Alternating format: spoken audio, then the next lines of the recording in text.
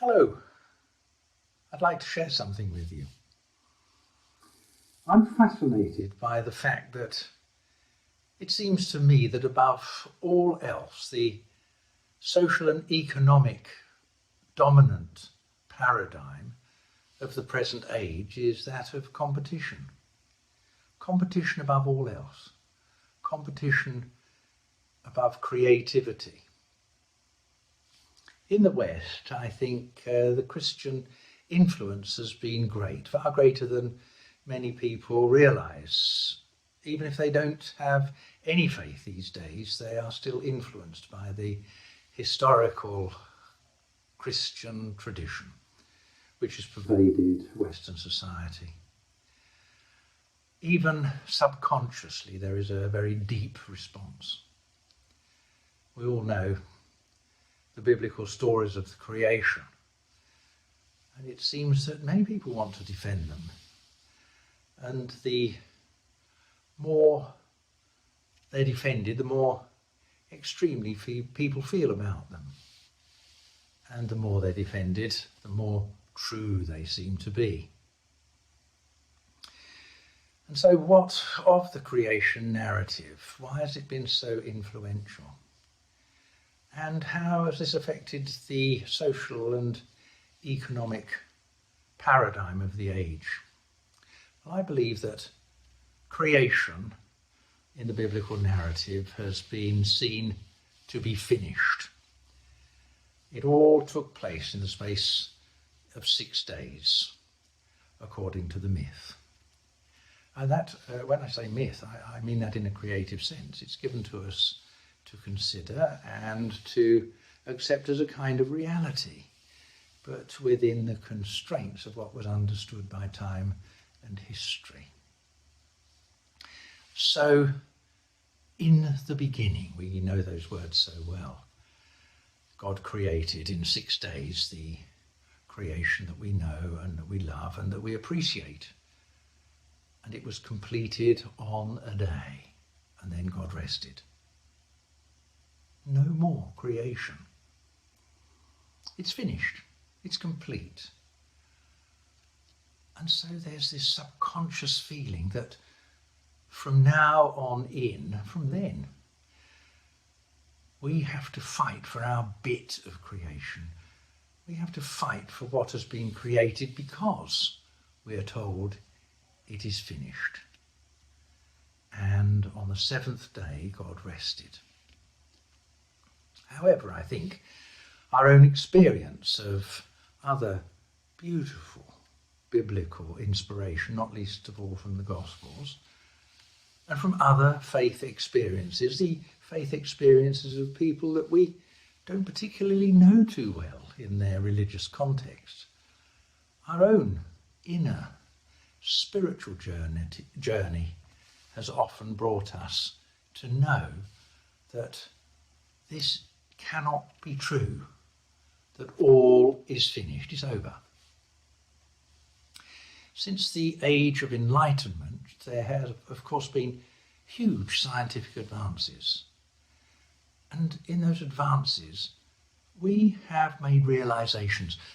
We've been helped to realize that, in fact, we participate ourselves in creation.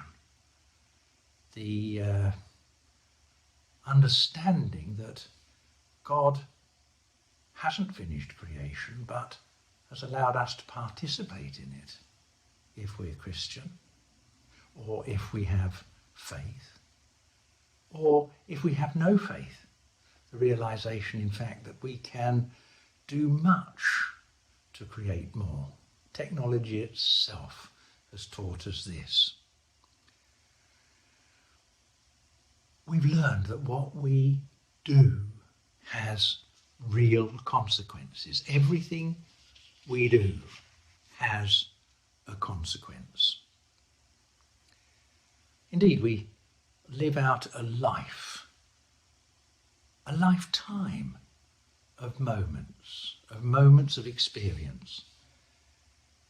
Each moment has consequences.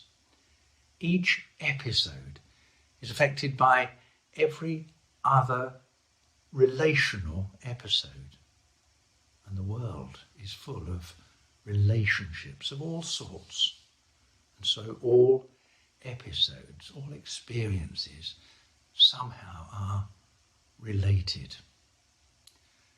The web of consequence becomes a collective reality.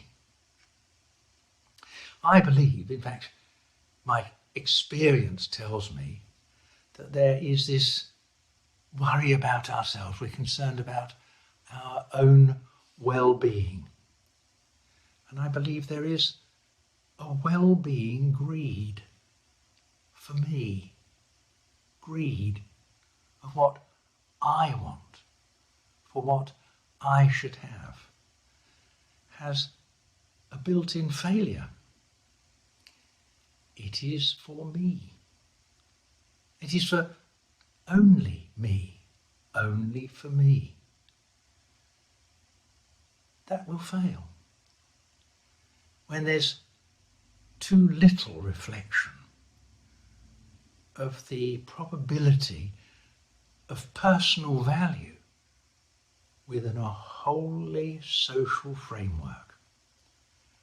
What is good is apprehended as a personal aim.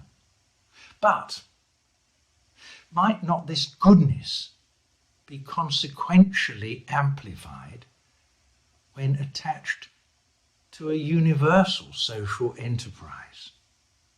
Good as a community aim, including in religion, culture, race, ethnicity, institutions, economics, nationality and internationality. What is good for me is good for everyone, is good for me. Aggressive competition feeds introspection. It feeds greed with exponential, horrific, terrifying consequences.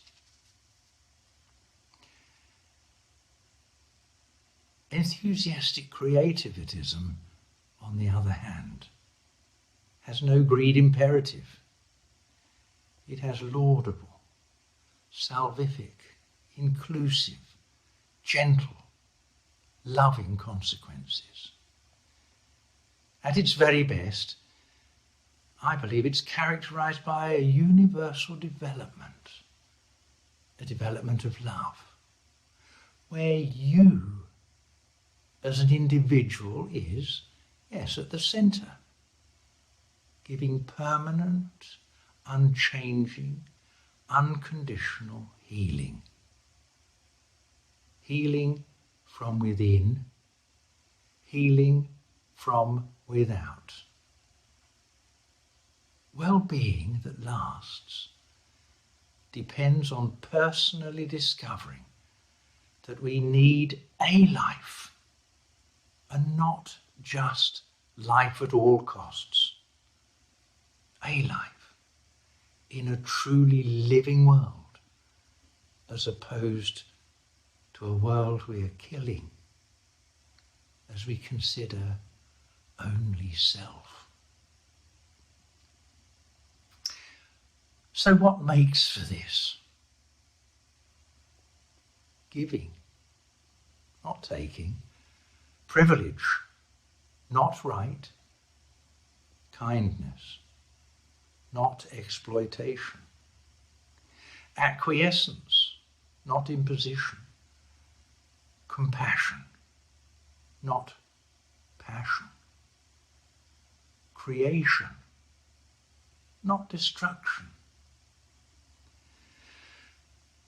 People who have a long and successful relationships will tell you that this is indeed good general advice.